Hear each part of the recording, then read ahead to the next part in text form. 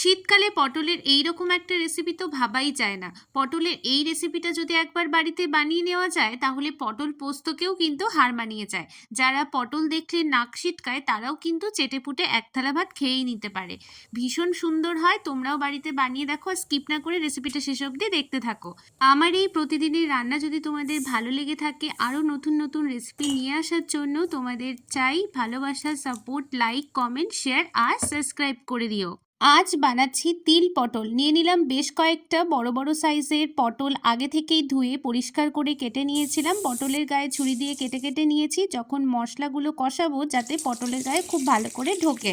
রান্নাটা করার জন্য বেশ কয়েকটা মশলা পেস্ট করে নেব। নিয়ে নিলাম গোটা একটা টমেটো, আদা আর কয়েকটা কাঁচা লঙ্কা দিয়ে একটা মশলা তৈরি করে পেস্ট করে রেখে দিলাম। আর একদিকে তিল 2 চামচ মতো নিয়ে নিলাম, বেশ কয়েকটা কাজু, বেশ কয়েকটা কিশমিশ দিয়ে ফাইন পেস্ট তৈরি করে রেখে দিলাম। কড়াই খুব ভালো করে গরম করে নিয়ে পরিমাণ মতো সর্ষের তেল দিয়ে দিলাম, 1 চা চামচ মতো নুন, 1/2 চা চামচ মতো হলুদ গুঁড়ো দিয়ে দিচ্ছি। যেহেতু হলুদ গুঁড়ো এটার খুব কালার হয় তাই বেশি দিলাম না, তোমরা দিলে 1 চা চামচ মতো হলুদ গুঁড়ো দেবে। দিয়ে এবারে কেটে রাখা পটলগুলো দিয়ে দিলাম, ভাজবো কিছুক্ষণ গোল্ডেন ব্রাউন কালার আসা অবধি। বেশ ভালো মতো ভাজা হয়ে গেছে, তুলে নেব।